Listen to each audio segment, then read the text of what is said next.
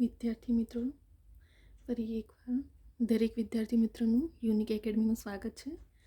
આજે આપણે નવા ટૉપિક સાથે કરંટ અફેર્સ, બરાબર, વર્તમાન પ્રવાહો, જે દરેક એક્ઝામમાં અવારનવાર પૂછાતા ક્વેશ્ચન છે, બરાબર. કેમ કે આપણી પ્રિલિમ હોય કે રિટન હોય, 50 માર્ક્સનો એવરેજ તો કરંટ અફેર્સ પર જ હોય છે, બરાબર. તો આપણે સૌથી વધારે ફોકસ તો એમ તો બીજા બધા ટૉપિક પણ કરવું જ છે, પણ સૌથી વધારે ફોકસ આપણે કરંટ અફેર્સ પર કરવું જોઈએ, કેમ કે બીજા બધા ટૉપિક પણ કરંટ અફેર્સના રિલેટેડ જ મૂકતા હોય છે, બરાબર. તો આજે આપણે કરંટ અફેર્સના રિલેટેડ આપણે થોડા ક્વેશ્ચન બનાવ્યું છે વિડીયો, તો આપણે જોઈએ હવે, બરાબર. સૌથી પહેલાં આપણે ક્વેશ્ચન જોઈશું અને એના આન્સર મેં સામે બ્લેકથી હાઇલાઇટ કર્યું છે. તો સ્ટુડન્ટ વિદ્યાર્થી મિત્રો થોડું વધારે ધ્યાન આપજો કે જે તમને પ્રિલિમ રિટન બંનેમાં કામ લાગી જશે, બરાબર. વિશ્વ બ્રેઇલ દિવસ તરીકે કયા દિવસની ઉજવણી કરવામાં આવે છે, બરાબર. તો કયા દિવસે 4 જાન્યુઆરી. કયા દિવસે? 4 જાન્યુઆરી વિશ્વ બ્રેઇલ દિવસ, બરાબર, 4 જાન્યુઆરી. હવે આ બ્રેઇલ દિવસ કોના માટે હોય છે? તો અંધજનો, બરાબર. કોના માટે? અંધજનો.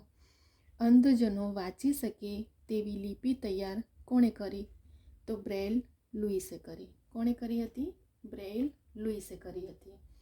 ત્યાર પછી મહારાષ્ટ્રના કયા જિલ્લામાં કિસમિસ સંશોધન કેન્દ્ર સ્થાપવામાં આવ્યું છે, બરાબર. ધ્યાન રાખજો, આવા ક્વેશ્ચન પૂછાતા હોય છે કરંટ અફેર્સના, બરાબર. કયા જિલ્લામાં? મહારાષ્ટ્રના સાંગલી જિલ્લામાં કોનું કિસમિસ સંશોધન કેન્દ્ર સ્થાપવામાં આવે.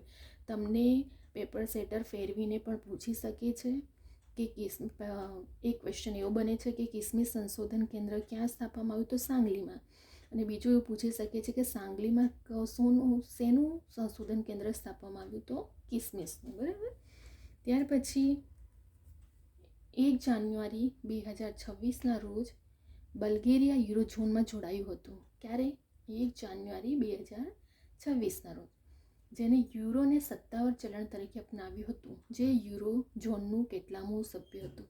તો કેટલામા નંબરનું હતું? 21મા નંબરનું, બરાબર. કેટલા નંબરનું? 21મા નંબરનું બલ્ગેરિયા. ત્યાર પછી ગ્રામીણ અને કૃષિ જીવનને પ્રતિબિંબિત કરતા હિન્દી સાહિત્યમાં યોગદાન બદલ ઇફકો સાહિત્ય સન્માન 2025 કોને આપવામાં આવ્યું? તો મૈત્રીય પુષ્પાને. હવે વિદ્યાર્થી મિત્રો જોજો, અહીં ક્વેશ્ચન કેવી રીતે ફેરવાય છે. એક તો હિન્દી સાહિત્યમાં યોગદાન આપનાર કોણ સૌથી વધારે અહીં ગ્રામીણ અને કૃષિ જીવનને પ્રતિબિંબ કરતું કોના? ગ્રામીણ અને કૃષિને. કોણ? તો મૈત્રીય પુષ્પા. અને ઇફકો સાહિત્ય સન્માન કોને આપવામાં આવ્યું? એ પણ ધ્યાન રાખજો, મૈત્રીય પુષ્પા. અને કયા લેંગ્વેજમાં? હિન્દી સાહિત્યમાં યોગદાન આપ્યું છે, બરાબર. ત્યાર પછી આવે છે આપણું નવેમ્બર 2025 સુધીમાં ભારતીય રેલવેના કેટલા ટકા બ્રોડગેજ વિદ્યુતીકરણ પૂર્ણ થયું હતું, બરાબર. તો કેટલા? 99.2% પૂર્ણ થઈ ગયું છે, બરાબર. એમ તો 100%નો એવરેજ કર્યો છે, પરંતુ 99.2% પૂરું થઈ ગયું છે. ભારતમાં સૌપ્રથમ ઇલેક્ટ્રિક ટ્રેન કયા વર્ષમાં કયા રૂટ પર દોડી હતી? તો 1925માં બોમ્બે વિક્ટોરિયા ટર્મિનલથી કુલા હાર્બર સુધી, બરાબર. ક્યાંથી ક્યાં સુધી? 1925માં બોમ્બે વિક્ટોરિયા ટર્મિનલથી કુલા હાર્બર સુધી. તાજેતરમાં ભારતે કયા દેશને પાછળ છોડીને વિશ્વનો સૌથી મોટો ઉત્પાદક દેશ બન્યો? તો કયો? કોને પાછળ છોડીને? ચીનને, બરાબર. સૌથી પહેલાં પ્રથમ નંબર પર ચીન હતું, પરંતુ હવે ભારતે તેનો રેકોર્ડ તોડી દીધો છે. ત્યાર પછી આવે છે તાજેતરમાં વડાપ્રધાન નરેન્દ્ર મોદી કયા શહેરના રાયપિથોરામાં સંસ્કૃત સંકુલમાં બુદ્ધના પવિત્ર પીપળા અવશેષનું ઉદ્ઘાટન કર્યું? તો ક્યાં? નવી દિલ્હીમાં. ક્યાં કર્યું છે? નવી દિલ્હીમાં. જો કોનું કર્યું છે? બુદ્ધના પવિત્ર પીપળા અવશેષનું ઉદ્ઘાટન કર્યું છે. આના રિલેટેડ ક્વેશ્ચન કાઢી શકે છે, કેમ કે જે લેટેસ્ટ ટ્રેન્ડમાં ક્વેશ્ચન ચાલતું હોય છે કે નવો ટોપિક ચાલતો હોય એના રિલેટેડ ઘણા બધા ક્વેશ્ચન હિસ્ટ્રીના પણ કાઢતા હોય છે લોકો.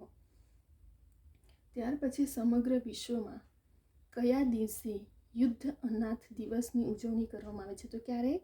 6 જાન્યુઆરી, બરાબર. તમને ડેટ પણ યાદ રહેવું જોઈએ, કેમ કે ઘણા એક્ઝામમાં ભલે ક્લાસ 1, ક્લાસ 2 કે ક્લાસ 3 હોય છે, બરાબર, ડેટ રિલેટેડ કયા દિવસની ઉજવણી કરવામાં આવે છે તે ધ્યાન રાખજો, બરાબર. અહીં આપણા આવા કરંટ અફેર રિલેટેડ શોર્ટ ક્વેશ્ચનો વન લાઇનરમાં છે, અને આપણે એક પણ માર્ક સ્કીપ ના કરીએ. કરંટ અફેરને વધારે ધ્યાન આપજો. 50 માર્ક્સ સમનો એવરેજ તમારો મોસ્ટલી કરંટ અફેર્સ પર ડિપેન્ડ હોય છે.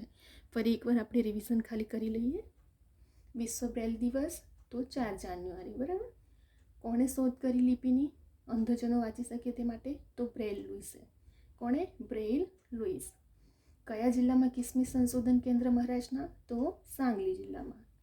હવે યુરોઝોનના સત્તાવાર ચલણ તરીકે અપનાવ્યું તે યુરોઝોનનું કેટલામું સભ્ય? તો 21. ગ્રામીણ અને કૃષિ જીવનને પ્રતિબિંબતું હિન્દી સાહિત્યમાં યોગદાનિકોના મૈત્રીય પુષ્પાએ. ત્યાર પછી ભારતીય રેલવેના કેટલા ટકા બ્રોડગેજ વિદ્યુતીકરણ? તો 99.2%. સૌપ્રથમ ઇલેક્ટ્રિક ટ્રેન કયા વર્ષમાં ને કયા રૂટ પર દોડી? તો 1925માં બોમ્બે વિક્ટોરિયા ટર્મિનલથી કુલા હાર્બર, બરાબર. પછી ભારતે કયા દેશને પાછળ છોડીને સૌથી મોટો ઉત્પાદક દેશ બન્યો? તો ચીનને છોડીને. વડાપ્રધાન નરેન્દ્ર મોદી કયા શહેરના પિથોરામાં પવિત્ર બુદ્ધના પીપળામાં અવશેષનું ઉદ્ઘાટન કર્યું? તો નવી દિલ્હીમાં. ક્યાં કર્યું? નવી દિલ્હીમાં. સમગ્ર વિશ્વમાં કયા દિવસે યુદ્ધના દિવસ ઉજવણી કરવામાં આવે છે? તો 6 જાન્યુઆરીના રોજ, બરાબર. અહીં આપણા 10 પોઈન્ટ 10 ક્વેશ્ચન 10 માર્ક્સ કવર થઈ ગયા છે, બરાબર. હવે તમને કરંટ અફેર્સના રિલેટેડ આપણે બીજા બધા પણ ઘણા બધા ડીપમાં લઈને આવશું. વિદ્યાર્થી મિત્રો, જો તમને આ વિડીયો ગમે તો લાઇક, શેર, સબસ્ક્રાઈબ કરો અને બીજા બધા વિદ્યાર્થી મિત્રોને પણ શેર કરો, જેથી દરેક વિદ્યાર્થી સ્ટુડન્ટ સુધી આ કરંટ અફેર્સ પહોંચવું જોઈએ.